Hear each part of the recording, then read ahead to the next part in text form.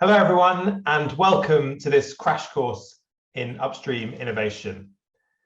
Today's about the circular economy. It's about plastics packaging and innovation, and we're going to get really practical over the next 28 minutes, I think we've got, giving you an introduction into the tools and the information you need to get started rethinking packaging. My name's Joe. I lead our circular design program at the Ellen MacArthur Foundation. And I'm joined by my colleague in the circular design team, Mark Buckley, as well as Aneda Lendl, our resident expert in upstream innovation and reuse. It's really great to see such a diverse and exciting group of people joining today from the world's leading brands, from retailers, from plastic or packaging producers, to researchers at universities, startups, and consultants. And I saw signups from genuinely all over the world, ranging from Brooklyn to Beirut. Maybe you can add to that by letting us know in the chat where you're dialing in from. But for now, sit tight, mute those notifications, get the emails out of the way, because we're going to dive straight in. Handing over to Mark and Aneda now. Cool, thanks Joe, and it's great to see so many joining this session today. So in November last year, we launched Upstream Innovation, a guide to packaging solutions. And this guide provides really practical solutions to inspire and empower action for a circular economy for plastics. We launched the guide with tools and resources to help you get started. And today we're going to show you how to run an Upstream Innovation workshop. And the workshop provides a really easy way to apply the principles in the guide to your sector or to the products and packaging that you're working on. But first, we thought it would be important to give you the key insights from the guide. Now, Aneda knows a lot about Upstream Innovation. She helped to write the 200-page guide on it. So today, Aneda, can you summarize everything we need to know into just the next 10 minutes? Absolutely, Mark. I'll do my very best. So the first question we need to cover, of course, is what is upstream innovation? And the analogy that I normally use to explain this is what you would do if you came home to an apartment or your house and it was flooding. Would you immediately start mopping up the water? Probably not, right? That wouldn't really make sense without first finding out what is causing the problem, what is causing this water. And this exact same thing applies when we talk about waste. So in a circular economy, working upstream means that you're trying to instead of deal with the pile of waste, you're trying to prevent that waste from being created in the first place. So really trying to work with material selection, packaging design, business models, shipping method, intended use, and figure out if you can design out the problem instead of dealing with it. So as you can see here, downstream innovation, on the other hand, that has a lot to do with looking at collection, recycling, and sorting technologies. And absolutely, we both need upstream and downstream innovation to achieve a circular economy. But today, it's all about upstream. The next question, of course, is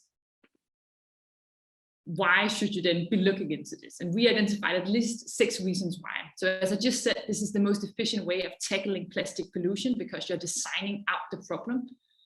We increasingly see that these are the solutions that customers want and demand. We think that you buy upstream solution, and we don't just think, actually, we are quite sure that with upstream innovation, you can capture untapped business opportunities. And I'm going to show you a lot of cases that will hopefully convince you of this. Designing out waste also means that you often design out carbon emissions. And just one example of that is from SodaStream, that many of you probably know, that with their reuse model actually save roughly 90% CO2 compared to the equivalent single-use plastic bottle model.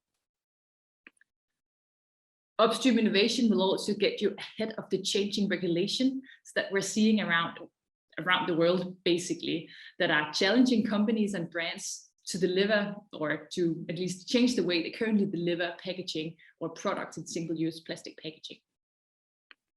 And finally, we believe that upstream innovation will be the new normal, and at least 500 brands now, and this includes really the giants like Unilever and Nestle and Coke and Pepsi and Danone and L'Oréal and Mars. They have signed up to the Ellen MacArthur Foundation global commitment. And this commitment binds these companies by a set of targets by 2025, using the same definitions and requiring them to report on a yearly basis in a transparent way. So a complete game changer is that these brands and retailers now need to set a virgin reduction target. And a brand like Unilever has set a 50% virgin reduction target by 2025. So as you can imagine, there's really no way around upstream innovation if you want to achieve such a thing. We need to figure out how we curb that overall amount of packaging put on the market. So now we're getting to the exciting part. How do we then do it?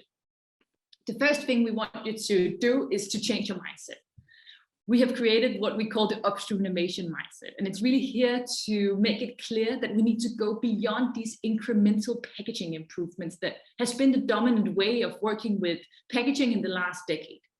So instead of only looking at these incremental small improvements, can we take a step out and really rethink not just the packaging, but also the product and the business model, essentially asking ourselves, how do we deliver value to users without waste, or without generating waste?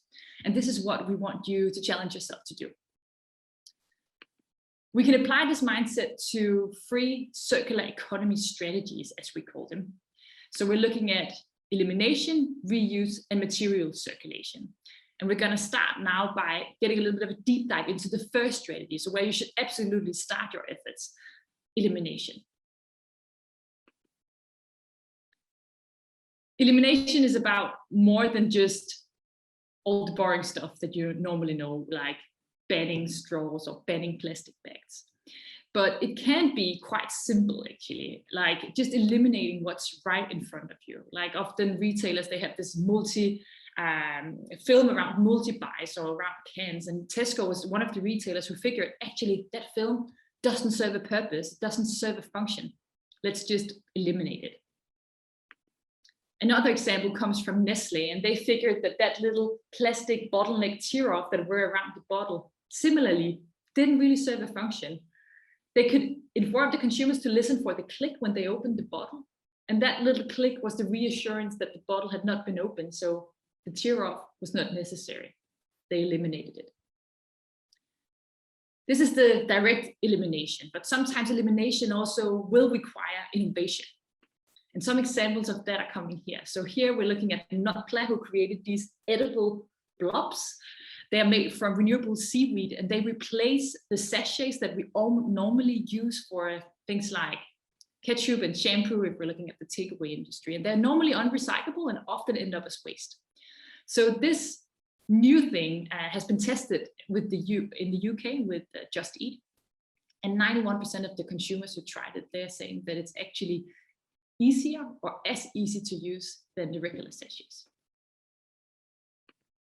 Another example of elimination is from Lush. Here you can see that they had to rethink the product. So going from a liquid to a solid product for things like shampoo, personal care products, to eliminate the need for packaging. But they're also solving another problem, which is how do you communicate when you don't have a label? And here they have created an app that with artificial intelligence scans the product and opens up a digital interface with way more opportunities of engaging and communicating with the customer. And final example on the elimination side is from Infarm, an example of how to rethink the business model to achieve elimination. As you can see, Infarm are creating these modular in-house farming practices or vegetable farms that allow, for example, retailers to grow salads on site. And this not just eliminate a lot of packaging, it also reduces transportation, storage, and water use. I also wanted to give you a teaser for what we find in the reuse innovation space. And reuse is really gaining momentum in the world of packaging and in the world of packaging innovation. And that's because reuse is really superior to single use from a circular economy standpoint, right? You use the same packaging over and over again instead of tossing it out after first short use. But also because these reuse models, they offer significant business benefits. I'm going to show some examples of that. One is from Everdrop, who figured that why is it we have 99% water often in cleaning products when the active ingredients can actually be compacted into a little tablet. And you just sell that to consumers along with a reusable trigger bottle that they keep at home for life, ideally, and then allow users to mix their own cleaning products, adding water at home, saving a lot of transportation costs, a lot of packaging costs, which means that Everdrop, for example, can be at price or even cheaper than buying single-use plastic packaged cleaning products off the shelves in supermarkets. Here is Algramo, who is a startup in Chile, or a scale-up, we should probably call them now. They have developed fastly in the past years. They figured how to put dispensing machines on wheels, which is quite innovative from my point of view. So here in Santiago, consumers, they can order this little tricycle to show up in front of their door, and they will go out and refill their bottles for cleaning products with this dispensing machine. It's a partnership with Unilever, and because of the packaging savings and this way of delivering the product, they can actually sell the products at a 30% lower price point than off the shelves in supermarket. Another cool thing about Algramo is how they integrate IoT and make these dispensing machines smart, which is a benefit for the business. Obviously, they gather valuable user insights, but also for the user, this opens up opportunities for customization. You can get exactly the amount of product you need. You can imagine in other models that you could mix and match your own flavors or adding your own fragrance. So that's definitely a benefit that we're seeing from these refill models, the customization aspect. The last case I think we have time for now is from Vital, and this is an example of what's happening in the takeaway sector, where we're also seeing many startups entering to replace the single-use model for takeaway coffee, takeaway food. And Vital has found a smart way of doing that by creating the superior user experience with a more sturdy design for the container, but also by making it really easy for the user to return. So creating a digital interface and giving incentives to return, or penalties for not returning, in fact. So there are many ways that in that way can create a customer loyalty for the brand, which is another benefit of reuse models. We don't have time to dive into material circulation. It's really also the least exciting strategy from my point of view. Think about it from a circular economy angle. But of course, you need to figure out if you cannot eliminate the packaging or you can't create a reuse model. The last option is to make sure that that material circulates, either through plastics recycling, plastics composting, or substituting it. And in the Upstream Innovation Guide that I hope you will take a look at, you can find more than 20 case examples, definitions and answers to all the tricky questions around recycling, substitution, and composting. And in general, really, you will find everything you need. We have more than 100 case examples and deep dives where we go into the benefits and the learnings from recent pilots. We have answers to all the tricky questions that you might have. And we give some insights into what made the most successful brands actually succeed with their innovation journey. So I think that's it from my side, Mark, and I hope that gave you a bit of a sense of what's in the guide, so that now we can be looking into the workshop toolkit that we created to support it. Well, thanks, Annette. So hopefully you're thinking, this all sounds really interesting, but how do I apply these principles to the packaging in my organization or the packaging I'm designing for my clients? So we've created 3 things to help you explore the potential of upstream innovation. Firstly, a slide deck. Secondly, an ideation workshop template in the whiteboard Miro. And lastly, a workshop facilitation guide. So let's take a look at that slide deck first. And as Annette said, upstream innovation involves a change in mindset across the whole value chain. And to help explore this with others you work with, whether that's colleagues or factories or suppliers or clients, we've created the slide deck that Annette has used today, and we've made it freely downloadable on our website. You can see here Joe showing us through the slides. This is the Google Slides version, and we also have a PowerPoint version. And there are lots more case studies in the deck. And so like we have today, we suggest that you choose and pick the case studies that will best resonate with your audience, and then skip the other slides in the deck. In the speaker notes, we've also given some prompts, and there are some other tips on how you can customize the presentation for your audience. And we've kept things really snappy today. You can normally give a broad introduction to upstream innovation in around half an hour. So that's the slide deck. Secondly, we've designed an ideation workshop you can run using Miro, which is a free and simple to use online whiteboard. The Miro template we've created is pre-populated with an icebreaker, activities, and all the case studies we've shown today.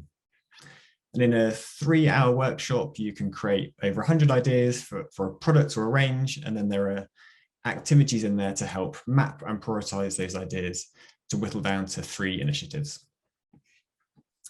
And then finally, we have a facilitation guide, and that includes all the information you need to host that workshop. The guide details the steps we'll go through in today's session, but it also includes practical information like who to invite to a workshop and what you might need to do to prepare.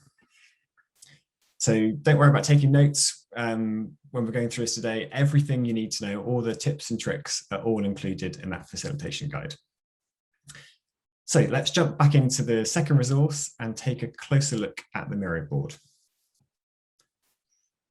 So to access this board, you need to go to Miroverse, which is Miro's database of templates.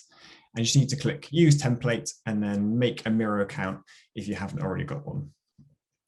So Miro is free to use, and your participants don't even need an account to use it. They can just simply click on the link that you share with them, and they can get straight into the board and start adding ideas.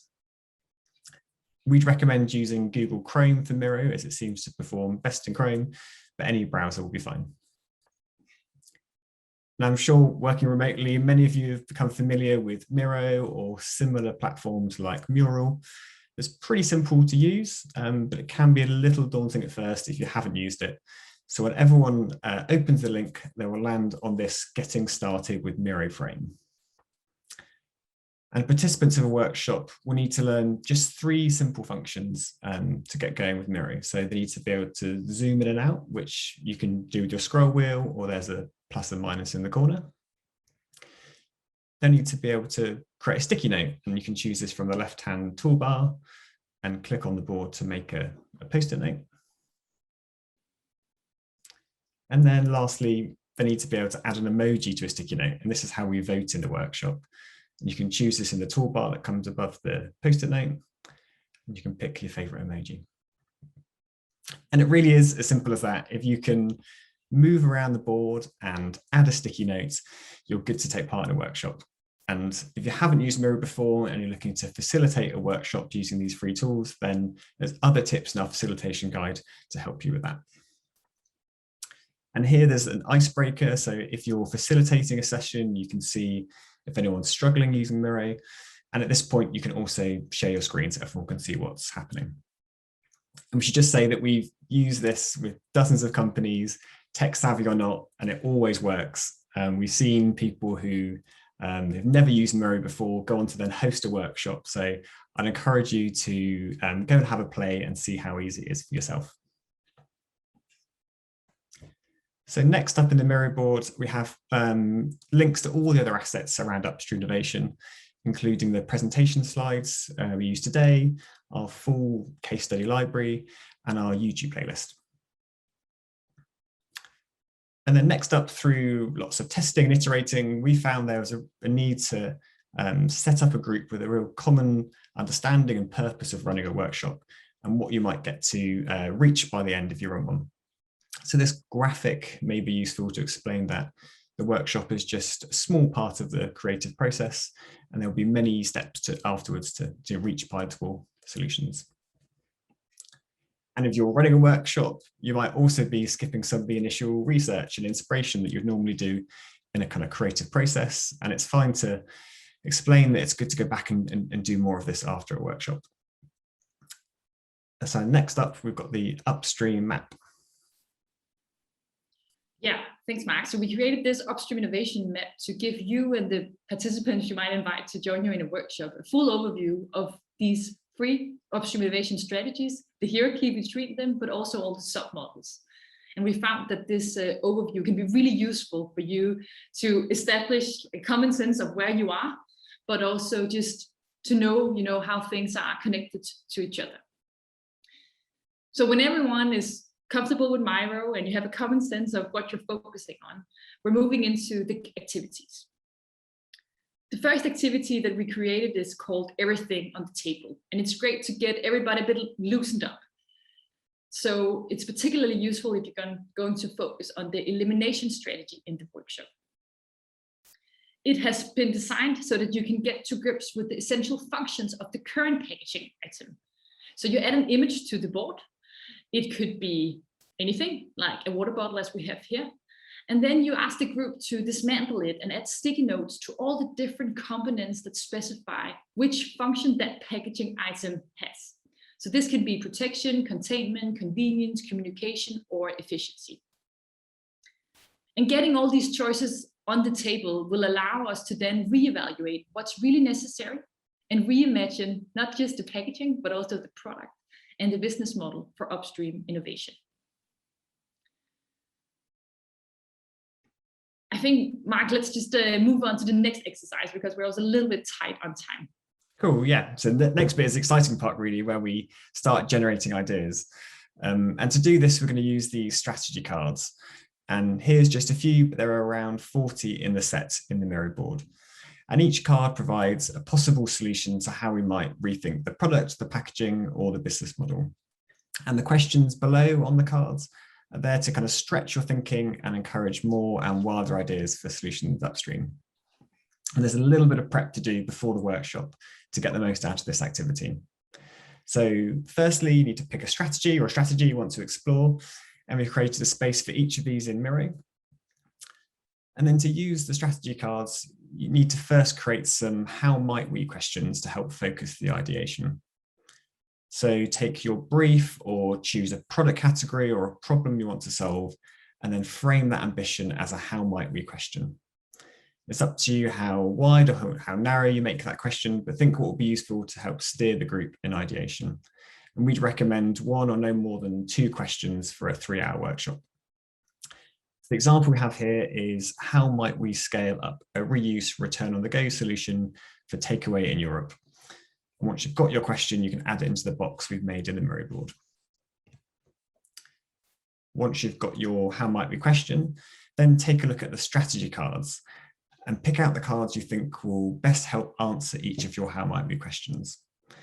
Once you've taken a look through the cards, pick the most relevant one and move it down into the space next to each question. We'd recommend no more than 3 cards to help steer the ideation. So for this one, the corresponding card to prompt your discussion and help with ideas could be how might we scale up a reuse solution by standardizing packaging design or by creating an incentive to return the packaging. So once you've made these selections, we then recommend you test them. So ask a few colleagues to make sure that questions aren't too wide or too narrow and that they flow into the cards you want to explore.